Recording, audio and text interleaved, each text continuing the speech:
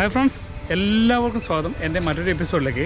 ഞാനുള്ളത് കൊട്ടിയൂർ വൈശാഖ മഹോത്സവ നഗരിയിലാണ്. ഇന്ന് നമ്മൾ കാണാൻ പോകുന്നത് ഈ വർഷത്തെ അവസാന സ്വർണ്ണ ശീവേലിയും കാഴ്ചകളും ഒക്കെയാണ് നമ്മളിന്ന് കാണാൻ പോകുന്നത്. നിങ്ങൾ ആദ്യമായാണ് ഞങ്ങളുടെ ചാനൽ കാണുന്നതെങ്കിൽ ചാനൽ സബ്സ്ക്രൈബ് ചെയ്യാനും മറ്റുള്ളവരിലേക്ക് ഷെയർ ചെയ്യാനും മറക്കരുത്. വീഡിയോ കണ്ട് എന്നെ സപ്പോർട്ട് ചെയ്യുന്ന എല്ലാവർക്കും നന്ദി പറഞ്ഞുകൊണ്ട് പോകാം നമുക്ക് വീഡിയോയിലേക്ക്. കഴിഞ്ഞ വർഷത്തെ അപേക്ഷിച്ച് ഈ വർഷം ഭക്തജന തിരക്ക് വളരെ കൂടുതലാണ്. കൊട്ടിയൂർ സന്ദർശിക്കുന്ന ഒരു ഭക്തനും തീർച്ചയായും പിന്നെയും വന്നുകൊണ്ടിരിക്കും. അതാണ് കൊട്ടിയൂർ വൈശാഖ മഹോത്സവത്തിന്റെ പ്രത്യേകത. അതുപോലെ തന്നെയാണ് ഉത്സവകാലത്തെ ഇവിടുത്തെ കാലാവസ്ഥയും. മണ്ണും മരങ്ങളും പുഴയും എല്ലാം കൂടി തരുന്ന ഒരു വൈബ്. അതൊരു മറക്കാനാകാത്ത കാഴ്ചകൾ തന്നെയാണ്. ദക്ഷിണ കാശി എന്നറിയപ്പെടുന്ന കൊട്ടിയൂരിൽ ബാവലിപ്പുഴയുടെ ഇരു കരകളിലുമായി സ്ഥിതി ചെയ്യുന്ന അക്കരെ കൊട്ടിയൂരും ഇക്കരെ കൊട്ടിയൂരും. ബാവലി കടന്ന് നമ്മൾ നടന്നെത്തുന്നത് തിരുവഞ്ചിറയിലേക്കാണ്. കാടിനു നടുവിൽ ഏതാണ്ട് വൃത്താകൃതിയിൽ താഴ്ത്തിക്കെട്ടിയ തിരുവഞ്ചിറ, പ്രദക്ഷിണ വഴിയിൽ ജലമൊഴുകുന്ന ഏകക്ഷേത്രം, ഭക്തജനങ്ങൾക്ക് പ്രദക്ഷിണവും ശയനപ്രദക്ഷിണവും വെള്ളത്തിൽ കൂടി നടത്താവുന്ന ഏക ദേവസ്ഥാനം. തിരുവഞ്ചിറക്ക് നടുവിലായുള്ള കൽക്കെട്ടിലാണ് ഭഗവാൻ സ്വയംഭൂവായി കുടികൊള്ളുന്നത്. ഇതുകൂടാതെ ആൽത്തറയും അമ്മാറക്കല്ലും തീർത്ഥക്കുഴിയും തിരുവടുപ്പും വാളറയും എല്ലാം കൂടി ഒരു യാഗഭൂമിയെ ഓർമ്മിപ്പിക്കുന്ന വിധത്തിലുള്ള നിരവധി പർണശാലകൾ പോലുള്ള കയ്യാലകളും എല്ലാം ഇവിടെയുണ്ട്. പ്രകൃതിയും മനുഷ്യനും ദേവനും ദേവിയും എല്ലാം കൂടി ഒന്നിക്കുന്ന അപൂർവങ്ങളിൽ അപൂർവമായ ഒരു യാഗോത്സവം, മഴയുടെയും പുഴയുടെയും ഉത്സവം കൂടിയാണ്. അക്കരെ കൊട്ടിയൂരിലേക്കുള്ള പ്രവേശനം വർഷത്തിൽ വൈശാഖ മഹോത്സവ കാലത്തിലെ 28 ദിവസങ്ങളിൽ മാത്രമാണ്. ഇവിടുത്തെ പ്രകൃതീശ്വര ചൈതന്യം നമ്മുടെ മനസ്സിലേക്കും ബോധത്തിലേക്കും സംശീകരിക്കും എന്നതാണ് പ്രത്യേകത. ദക്ഷയാഗം നടന്ന സ്ഥലമാണ് കൊട്ടിയൂർ എന്നാണ് വിശ്വാസം. പരമശിവനെ സതി വിവാഹം ചെയ്തതിൽ ഇഷ്ടപ്പെടാത്ത സതിയുടെ പിതാവ് ദക്ഷൻ 14 ലോകത്തെ ശിവനൊഴികെ എല്ലാവരെയും ക്ഷണിച്ചു. യാഗം നടത്തി. ക്ഷണിച്ചില്ലെങ്കിലും സതി യാഗം കാണാൻ പോയി. അവിടെ വെച്ച് പരമശിവനെ ദക്ഷൻ അവഹേളിച്ചതിൽ ദുഃഖിതയായ സതീദേവി യാഗാഗ്നിയിൽ ചാടി ജീവനൊടുക്കി. പരമശിവൻ ഇതറിഞ്ഞ് കോപാകുലനായി ജടപറിച്ച് നിലത്തടിച്ചു. അതിൽ നിന്നും വീരഭദ്രനും ഭദ്രകാളിയും ജനിച്ചു. ഒരു കൊടുങ്കാറ്റ് പോലെ യാഗശാലയിലേക്ക് ഇരച്ചു കയറിയ വീരഭദ്രൻ ദക്ഷന്റെ ശിരസറുത്തു. സതിയുടെ വിയോഗത്താൽ ശിവൻ സംഹാര താണ്ഡവമാടി. ദേവന്മാരും ഋഷിമാരും ബ്രഹ്മവിഷ്ണുമാരും ശിവനെ സമീപിച്ച് ശാന്തനാക്കി. ദക്ഷന്റെ തല അതിനിടയിൽ ചിതറിപ്പോയതിനാൽ ആടിന്റെ തല ചേർത്ത് വെച്ച് ശിവൻ ദക്ഷനെ പുനർജീവിപ്പിച്ചു. യാഗവും പൂർത്തിയാക്കി. പിന്നീട് ആ പ്രദേശം വനമായി മാറി. അങ്ങനെ ദേവി അമ്മാറക്കല്ലിലും തൊട്ടടുത്ത് തന്നെയായി ഭഗവാൻ സ്വയംഭൂവായും കുടികൊള്ളുന്നു. ഭഗവാൻ ഭസ്മപ്രിയൻ ആയതുകൊണ്ട് ഇവിടുത്തെ തിരുവടുപ്പിൽ എത്ര തന്നെ വിറകരിഞ്ഞാലും ഭസ്മം ബാക്കിയാവില്ല എന്നാണ് പറയുന്നത്. ടൺ കണക്കിന് വിറകരിയുന്ന തിരുവടുപ്പിൽ നിന്നും ഭഗവാന്റെ ഭൂതഗണങ്ങൾ ദിവസവും ചാരം മാറ്റുന്നതിനാലാണ് അവിടെ ചാരം അവശേഷിക്കാത്തത് എന്നും പറയപ്പെടുന്നു. എന്നാൽ ഇവിടെ നിന്നും വളരെ ദൂരെയായി സ്ഥിതി ചെയ്യുന്ന തളിപ്പറമ്പ് രാജരാജേശ്വരന്റെ നടയിൽ അവിടുത്തെ തിരുവടുപ്പിൽ ചാരം കുമിഞ്ഞുകൂടുന്നുമുണ്ട്. അവിടെ ആകട്ടെ അന്നുള്ള നിവേദ്യത്തിന് വളരെ കുറച്ച് വിറകുകൾ മാത്രമേ ഉപയോഗിക്കുന്നുള്ളൂ. കാലത്ത് ഇവിടെ മാത്രം നിർമ്മിക്കുന്നതുമായ ഇവ വീടുകളുടെ ഉമ്മറത്തും വാഹനങ്ങളിലും തൂക്കിയിടാൻ ഭക്തജനങ്ങൾ മേടിച്ചു കൊണ്ടുപോകുന്നു. ഇതിനു പിന്നിലും ഒരു കഥയുണ്ട്. യാഗത്തിന് നേതൃത്വം നൽകിയ ഭൃഗുമുനിയുടെ താടിയാണ് എന്നും ശിവന്റെ ഭൂതഗണങ്ങൾ പറിച്ചറിഞ്ഞ താടിയെ സൂചിപ്പിക്കുന്നത് കൊണ്ടാണ് ഇത് നിർമ്മിക്കുന്നത് എന്നും പറയപ്പെടുന്നു. കൊട്ടിയൂരിൽ വിശേഷങ്ങളേറെ. സതീദേവിക്ക് കാവലായി വന്ന ശിവഭൂതഗണങ്ങൾ വില്ലുവെച്ച ആർക്കും പ്രവേശനമില്ലാത്ത ഐല്യാർക്കാവും ഉത്സവകാലത്ത് നിത്യപൂജകളില്ലാത്ത ഇക്കരെ കൊട്ടിയൂരും കണ്ടാലും തീരാത്ത കാഴ്ചകളും വിശേഷങ്ങളുമായി 28 ദിവസം നീണ്ടു നിൽക്കുന്ന കൊട്ടിയൂർ വൈശാഖ മഹോത്സവം. കൊട്ടിയൂരിലെ വിശേഷങ്ങൾ പറഞ്ഞാലും കണ്ടാലും തീരില്ല, അത്രയേറെയുണ്ട്. പുണ്യഭൂമിയിൽ കാണാനും കേൾക്കാനും ഇനിയുമുണ്ട് ഏറെ. 28 ദിവസങ്ങളിൽ ഇവിടെ നടക്കുന്ന ചടങ്ങുകൾ തന്നെ അതിൽ പ്രധാനമാണ്. അതിന്റെയൊക്കെ എല്ലാ വീഡിയോകളും ഞങ്ങളുടെ ചാനലായ ട്രാവൽ സിറ്റി 916 എന്ന ചാനലിൽ ഞങ്ങൾ അപ്ലോഡ് ചെയ്തിട്ടുണ്ട്. നിങ്ങൾക്ക് അതുകൂടി കാണാവുന്നതാണ്. കാണാത്തവർ അതുകൂടി കാണാൻ ശ്രമിക്കുക. മറ്റൊരു ക്ഷേത്രത്തിലും ഇല്ലാത്ത ഒരു ചടങ്ങാണ് രോഹിണി ആരാധന അല്ലെങ്കിൽ ആലിംഗന പുഷ്പാഞ്ജലി. വിഗ്രഹത്തെ കുറുമാത്തൂർ വലിയ നമ്പൂതിരിപ്പാട് ശൈവ സാന്ത്വനത്തിനായി പുഷ്പവൃഷ്ടി നടത്തി ആലിംഗനം ചെയ്യും. പൂജകൻ ഇരു കൈകളാലും ചുറ്റിപ്പിടിച്ചു വിഗ്രഹത്തിൽ തല ചേർത്ത് വയ്ക്കും. സതി നഷ്ടപ്പെട്ട പരമേശ്വരനെ വിഷ്ണു സാന്ത്വനിപ്പിക്കുന്നതിന്റെ പ്രതീകമാണ് ഈ ചടങ്ങ്. ഇനി ഇവിടെ നടക്കാൻ പോകുന്നത് ഈ വർഷത്തെ അവസാന പൊന്നിൻ ശീവേലിയാണ്. ഭഗവാന് ഏറ്റവും ഇഷ്ടപ്പെട്ട ചടങ്ങാണ് പൊന്നിൻ ശീവേലി. പൊന്നിൻ ശീവേലിക്ക് പ്രത്യേകതകൾ ഏറെയാണ്. നെറ്റിപ്പട്ടം കെട്ടിയ ഗജവീരന്മാരുടെ പുറത്ത് ദേവിയുടെയും ദേവന്റെയും തിടമ്പുകൾ വെച്ച് തിരുവഞ്ചിറയെ വലം വെക്കുന്ന കാഴ്ചകൾ മനോഹരമായ കാഴ്ചയാണ്. കണ്ണിനും മനസ്സിനും ഒരുപോലെ ആനന്ദം നൽകുന്ന ഈ കാഴ്ചകൾ കാണാൻ വിദൂരതയിൽ നിന്ന് പോലും ഭക്തജനങ്ങൾ ഇവിടെ എത്തിച്ചേരാറുണ്ട്. പ്രധാനപ്പെട്ട ദിവസങ്ങളിൽ മാത്രമാണ് പൊന്നിൻ ശീവേലി ഇവിടെ നടക്കുക. അല്ല എങ്കിൽ സാധാരണ ശീവേലിയാണ്. കൊട്ടിയൂരിലെ രാത്രി ശീവേലിയുടെ മനോഹരമായ ദൃശ്യങ്ങൾ ഞങ്ങളുടെ ചാനലിൽ അപ്ലോഡ് ചെയ്തിട്ടുണ്ട്. നിങ്ങൾക്ക് അതുകൂടി കാണാവുന്നതാണ്. മഹാദേവന്റെ ശക്തി ചൈതന്യം നിറഞ്ഞു നിൽക്കുന്നിടം തിരുവഞ്ചിറയും പരിസരങ്ങളും ഭക്തജനങ്ങളെ കൊണ്ട് ശീവേലി സമയത്ത് നിറഞ്ഞു കവിയും. ഓരോ ശിവഭക്തന്റെ മനസ്സിലും ഭഗവാനെ പ്രാർത്ഥിക്കുന്ന നിമിഷങ്ങൾ. വഴികാട്ടിയായി ദേവി മുന്നിലും ഭഗവാൻ പുറകിലുമായി നടക്കുന്ന കാഴ്ച. ക്ഷേത്രങ്ങളിൽ നിന്നും വ്യത്യസ്തമായി കൊട്ടിയൂരിലെ ചടങ്ങുകൾ ജ്യോതിശാസ്ത്ര വിധി പ്രകാരമുള്ള സമയബന്ധിതയോടെയാണ് നടക്കുക. അതിൽ പ്രധാനപ്പെട്ടതാണ് ശീവേലി. ലോകമാതാവിന്റെയും പരമേശ്വരന്റെയും തിടമ്പുകൾ വഹിച്ച് ഗജവീരന്മാർ ക്ഷേത്രമില്ലാ ക്ഷേത്രമായ തിരുവഞ്ചിറയെ വലം വെക്കുന്നു. വഴികാട്ടിയായി ശീവേലിക്ക് മുന്നിൽ ആയുധവുമായി വടക്കേടത്ത് നായന്മാരും പിന്നിൽ യഥാക്രമം പാണികൊട്ടുന്ന ഓച്ചർ, സമുദായി, പന്തമേന്തുന്ന പന്തക്കിടാങ്ങൾ, ഏറ്റവും പുറകിൽ ദേവിയെ പിന്തുടർന്ന് ശ്രീ പരമേശ്വരനും ഉണ്ടാവും. ശീവേലി സമയത്ത് തിരുവഞ്ചിറയ്ക്ക് ചുറ്റുമായി ധാരാളം ഭക്തജനങ്ങൾ ഭഗവാന്റെ ശീവേലി ദർശിക്കാൻ കാത്തുനിൽപ്പുണ്ടാവും. കണ്ണിനും കാതിനും നയനമനോഹരമായ കാഴ്ചകൾ നൽകുന്ന ശീവേലി ഓരോ ഭക്തന്റെയും ആത്മനിർവൃതി കൂടിയാണ്. കൊട്ടിയൂരിൽ മാത്രമാണ് ഇത്രയും മനോഹരമായ ശീവേലികൾ കാണാറുള്ളൂ. ശീവേലി സമയത്തുള്ള കാഴ്ചകൾക്കും പ്രത്യേകതകൾ ഏറെയാണ്. പരമ്പരാഗതമായി പിന്തുടർന്നു വന്ന പനയോലകൾ കൊണ്ടുള്ള ഓലക്കുടയും കുത്തുവിളക്കുകളും എല്ലാം ഇതിൽ കാണുന്ന പ്രത്യേകതകളാണ്. ട്രാവൽ സിറ്റി 916 എന്ന ഈ യൂട്യൂബ് ചാനലിൽ ഞങ്ങൾ മറ്റനേകം വീഡിയോകൾ നിങ്ങൾക്കായി ഒരുക്കി വെച്ചിട്ടുണ്ട്. നിങ്ങൾക്ക് അതുകൂടി കാണാവുന്നതാണ്. വീഡിയോ നിങ്ങൾക്ക് ഇഷ്ടപ്പെട്ടു എന്ന് കരുതുന്നു. നിങ്ങൾ ആദ്യമായാണ് ഞങ്ങളുടെ ചാനൽ കാണുന്നുവെങ്കിൽ, ചാനൽ സബ്സ്ക്രൈബ് ചെയ്യാതെയാണ് കാണുന്നുവെങ്കിൽ ചാനൽ സബ്സ്ക്രൈബ് ചെയ്യാനും മറ്റുള്ളവരിലേക്ക് ഷെയർ ചെയ്യാനും മറന്നു പോകരുത്. നിങ്ങളുടെ വിലയേറിയ അഭിപ്രായങ്ങളും നിർദ്ദേശങ്ങളും ഞങ്ങളെ കമൻ്റായും എഴുതി അറിയിക്കുക.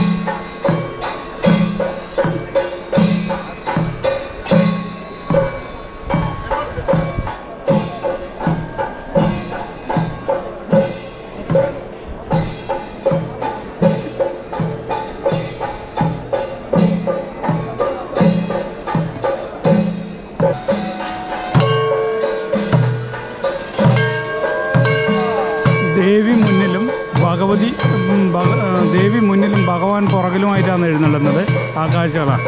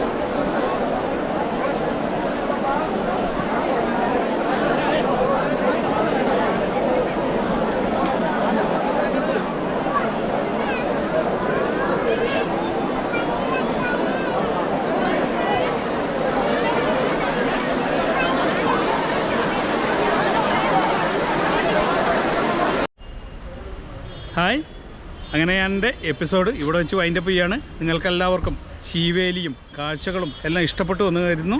നിങ്ങൾ ആദ്യമായാണ് ഞങ്ങളുടെ ചാനൽ കാണുന്നതെങ്കിൽ ചാനൽ സബ്സ്ക്രൈബ് ചെയ്യാനും മറ്റുള്ളവരിലേക്ക് ഷെയർ ചെയ്യാനും മറക്കരുത്. മറ്റൊരു വീഡിയോയുമായി കാണുന്നവരെ ബൈ ബൈ.